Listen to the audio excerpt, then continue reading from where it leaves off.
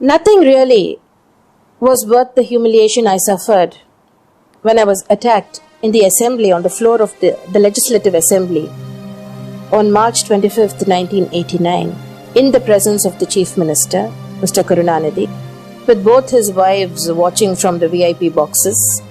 All his MLAs and ministers physically assaulted me. They grabbed anything they could lay their hands upon. Chairs, mics, a heavy brass bell on the speaker's table. If they had succeeded in banging it on my head, I wouldn't be alive today. My MLAs saved me that day. And one of them even tried to pull at my sari. They pulled at my hair. In fact, they tore out some of my hair. They threw chappals at me. They threw big bundles of papers, heavy books at me.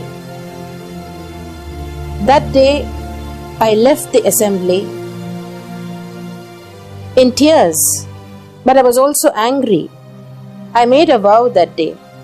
I said, I will never set foot in this assembly again as long as this man continues to be the Chief Minister. And when I do enter this assembly again, I will enter as Chief Minister. And I fulfilled my vow within 2 years. I did it.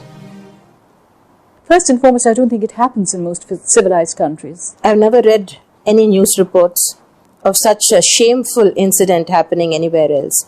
I don't think this has happened to any other woman in politics. That was a bad experience.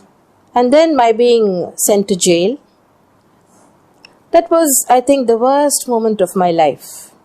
When I look back at all the highs and lows in my life, I think that was the lowest point.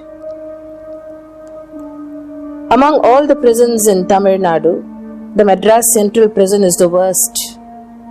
It's the most unhygienic, dirtiest prison imaginable. And the place where I was kept, where I was confined, was a condemned building. It was used as a women's wing earlier for women prisoners, and then it was declared to be unsafe. So most of the prisoners were moved out to another prison. This was reopened in my honor. You must have seen some of these old English movies where they show medieval dungeons. It was exactly like that. A dark dungeon. It hadn't been swept or cleaned for years probably. There were cobwebs hanging everywhere, growth of fungus everywhere, and all kinds of vermin crawling all over the place. You could have conducted a zoology class there. Every conceivable type of insect and rodent was there. There were big rats, sewer rats, bandicoots, and there were swarms of mosquitoes all over the place. And there was nothing in the cell. No furniture. I had to sit and lie on the bare floor. And there was not even a square inch of even space on that floor. It was full of pits and holes with vermin crawling out of each hole. It was the filthiest, most dismal place imaginable. And our Madras Central Prison is situated bang on the banks of the Coombe River, which is nothing but an open sewer. It was stinking to high hell. I stayed there for a month. That steeled me, and now I think I'm quite proud of that experience, because they had spies all around me.